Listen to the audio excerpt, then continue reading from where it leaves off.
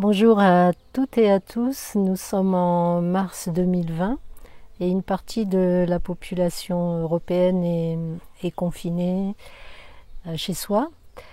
J'ai eu un élan particulier en cette période pour nos activistes intérieurs qui sont obligés de se mettre au repos, d'être limités dans leur action.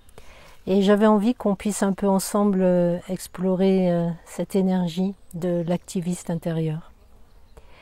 Alors notre activiste, c'est cette partie de nous qui fait, qui agit, qui travaille, qui réalise, qui a une action sur le monde extérieur. C'est une énergie qui est très tournée vers le monde extérieur. Dans son opposé et les énergies qui lui sont complémentaires, ça va être les parts en nous qui aiment et qui ont besoin de repos, de détente, de légèreté, et qui aiment être dans le ressenti, qui sont capables de toucher les émotions, d'être dans la rêverie, l'imaginaire, le romantisme. Bien sûr, nous avons tous besoin d'avoir une part active à l'intérieur de nous. C'est important. Nous avons besoin de pouvoir agir sur le monde extérieur, être co-créateur de ce qui s'y passe. Mais quand cette part activiste est trop forte et très forte, d'abord elle nous épuise physiquement, elle peut conduire au burn-out. Et bien sûr, elle empêche toutes les énergies que je viens de nommer, qui lui sont complémentaires, d'émerger et d'exister. C'est-à-dire que quand on a un activiste très fort, on va avoir du mal à être dans l'instant présent, parce que l'activiste, il a une liste, il a une liste des choses à faire. Il a toujours quelque chose à faire. Même si vous restez à la maison, il aura du ménage, il aura quelque chose à ranger, peut-être un petit bricolage à faire. Il ne reste pas au bureau quand vous partez le soir, il vient avec vous et quand vous arrivez à la maison, il y a encore beaucoup de choses à faire. Donc quand il est trop fort, quand il est très fort, il empêche à toutes ces énergies de tranquillité, de contemplation, de repos, du fait d'être en lien léger avec les autres, d'émerger. L'activiste n'aime pas trop ce qui pour lui paraît être une perte de temps, comme par exemple jouer avec les enfants, il ne va pas aimer ça. Il ne va pas aimer ressentir, il trouve que c'est une perte de temps aussi.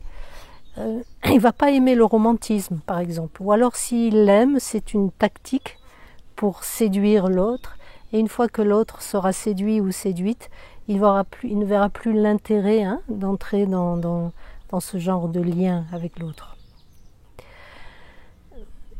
Comment naît notre activiste ? Comment il apparaît en nous ? Alors, il apparaît tout tranquillement, c'est-à-dire qu'au départ, notre activiste, il est normal. Au fur et à mesure de notre maturité, de la maturité de notre système nerveux, de notre cerveau, on apprend à agir avec les mains, on apprend à construire des choses. Petit à petit, on sent qu'on peut avoir du pouvoir sur ce qui se passe autour de nous. Donc au départ, il est assez tranquille. Là où il va gonfler relativement, c'est déjà à l'école. Parce qu'à l'école, mis à part la récréation, mais dans l'école classique, on apprend un certain nombre de choses, non pas par plaisir, mais pour obtenir un diplôme, pour passer dans l'autre classe et pour plus tard avoir une profession. Donc là, à l'école, l'activiste, il est bien sollicité. Ensuite, notre activiste va dépendre de l'environnement dans lequel nous vivons. Dans nos sociétés occidentales, l'activisme est fortement valorisé. Il faut travailler beaucoup pour gagner sa vie, bien sûr, mais aussi pour avoir une certaine reconnaissance sociale. Si vous avez un agenda rempli, si vous dites à vos amis j'ai pas une minute, si vous travaillez 12 heures par jour, si vous dormez peu, vous allez être admiré dans la société occidentale. Dans les sociétés plus traditionnelles, plus proches de la nature, le rythme est tout à fait différent. Vous allez avoir des gens, vous allez trouver dans les rues ou près des maisons des gens qui sont assis et qui discutent entre eux pendant des heures, qui boivent le thé, qui boivent le café. Vous avez des femmes qui rient, qui discutent, ils ont envie de... Voilà, ils peuvent avoir envie de parler avec un touriste, avec quelqu'un d'un autre village qui est de passage. Et personne ne va juger l'autre dans ce non-faire, parce que ça fait partie des valeurs de ces sociétés-là. Un troisième aspect qui va influencer sur mon activiste, c'est mon enfance. De nature, par nature, nous pouvons être des êtres plus ou moins actifs. Par exemple, si on a une dominance de feu et d'air dans ces éléments astrologiques, on va avoir tendance à être plus actif que si on a de l'eau et de la terre. Donc déjà, d'emblée, on va avoir une essence plus ou moins active à la base.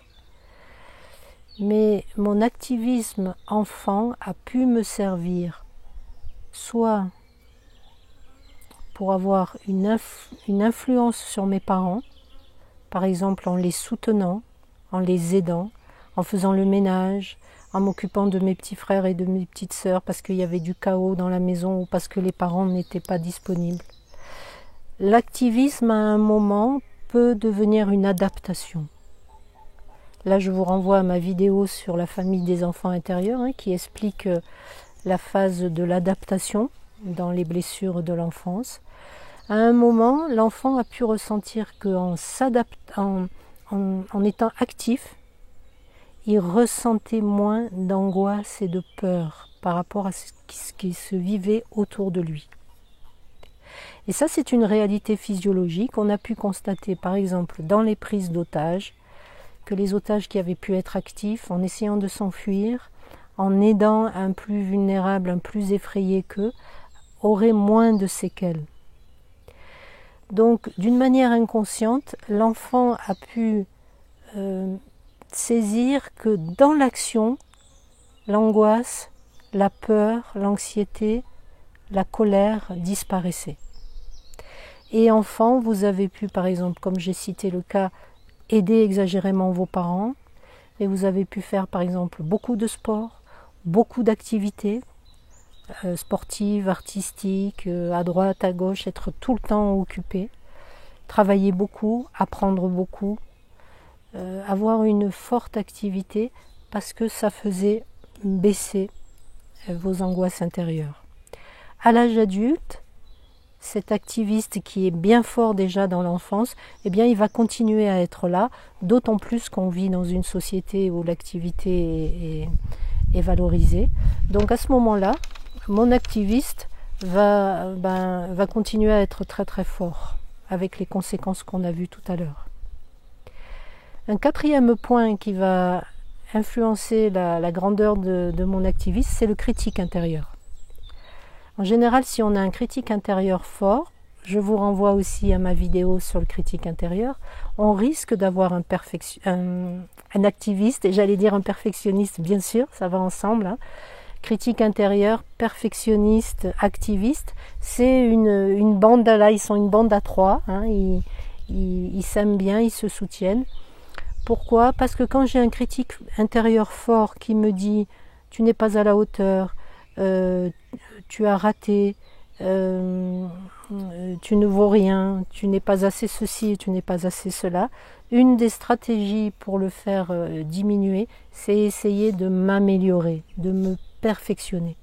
Et pour ça, bien sûr, mon activiste va m'être utile, c'est-à-dire que je vais travailler plus, apprendre plus, me former plus.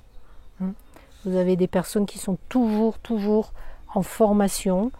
Alors c'est normal au début d'une activité qu'on se forme, mais il y a un moment, c'est comme si on a toujours besoin de s'améliorer, donc d'utiliser son activiste pour faire baisser le critique intérieur.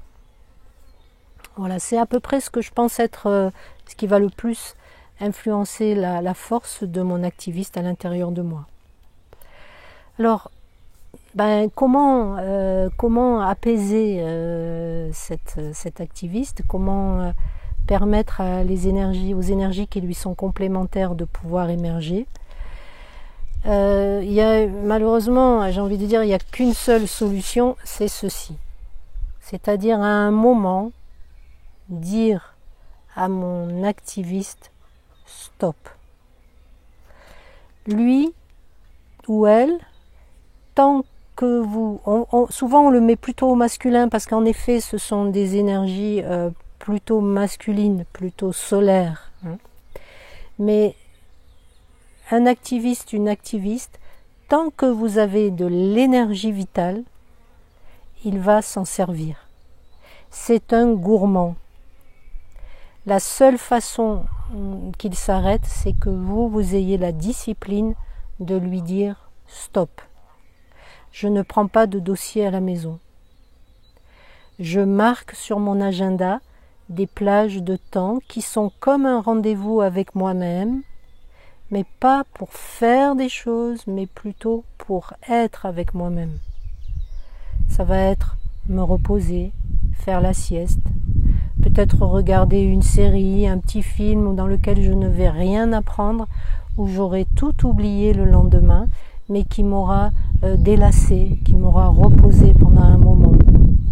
C'est prendre le temps de contempler, d'aller voir les amis sans qu'il y ait quelque chose à leur demander, ou pas parce qu'on s'inquiète pour eux, juste dans le plaisir d'être dans le lien. Retrouver mon amoureux, mon amoureuse et faire une promenade main dans la main. Retrouver le romantisme, la poésie, l'imaginaire. Ça va dire que je vais devoir marquer ce temps-là, je vais l'écrire, je vais m'obliger à le vivre.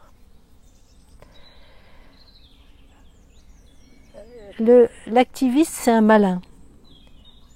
C'est-à-dire que j'ai vu des activistes se glisser dans les sacs de plage sous forme d'un dossier à finir, d'un livre de développement personnel à lire, d'un ouvrage à terminer. Voilà, donc il peut insidieusement se glisser aussi dans ce que vous allez appeler vos vacances, ou bien en vacances il arrive avec un programme. Il y a tous les musées de la ville à visiter, toutes les églises à faire, il y a l'album de photos pour la famille qu'il faudra qu'on fasse, les cartes postales à envoyer. Voyez comment un activiste il peut aussi se glisser dans le sac de voyage et continuer à être extrêmement plaisant. Oui, d'une certaine manière c'est plaisant, mais il a toujours ce programme, ce programme à faire, ce qu'il y a à réaliser, et il n'y a pas de place pour l'imprévu. Il n'y a pas de place pour juste se poser et regarder ce que la vie m'amène. L'activiste, il peut vous dire oui, va faire une sieste, mais ce sera pour que tu sois plus en forme après, parce que regarde, on a la liste de tout ce qu'on a à faire, et là tu as un petit coup de mou, alors va te reposer pour revenir plus en force. L'activiste ne va pas vous dire ah chouette, tu vas te reposer, repose-toi le temps qu'il faut, et puis profite bien de ce temps. Ça ne sera pas son langage. Quand vous allez faire ce stop, ça ne sera pas forcément agréable au début, parce que ça va être quelque chose d'inhabituel. On n'a pas l'habitude, surtout si on a un activiste très fort. Donc ça peut être inconfortable, ça peut faire remonter le critique intérieur qui va nous dire c'est pas comme ça qu'on va remplir la marmite, est-ce que tu penses aux fins du mois, tu es en train de devenir feignant, feignante. Ça va prendre un peu de temps pour que le critique s'apaise, pour qu'on commence à prendre du plaisir dans le non-faire. parfois les angoisses qui ont été réprimées dans l'enfance grâce à l'activisme vont remonter. Et dans ce cas-là, ça peut être aidant de se faire accompagner par un thérapeute, par quelqu'un qui est capable d'accueillir ça et de comprendre comment l'activité a été importante à une période de la vie, mais comment aujourd'hui on a d'autres outils pour gérer l'angoisse.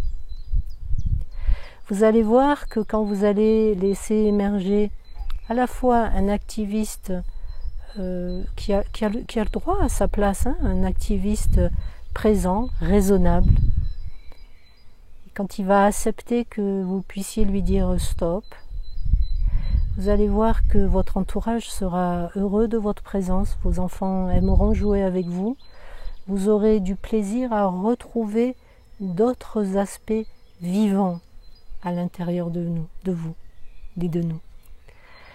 Voilà, je vous remercie pour votre attention. Je vous souhaite un bon temps dans ce printemps 2020 et je vous dis à tout bientôt pour d'autres vidéos. Vous pouvez trouver les informations sur mes activités, les consultations, les séminaires en Europe et au Maroc sur mon site internet www.farida-benet.be. À tout bientôt. Merci de votre attention.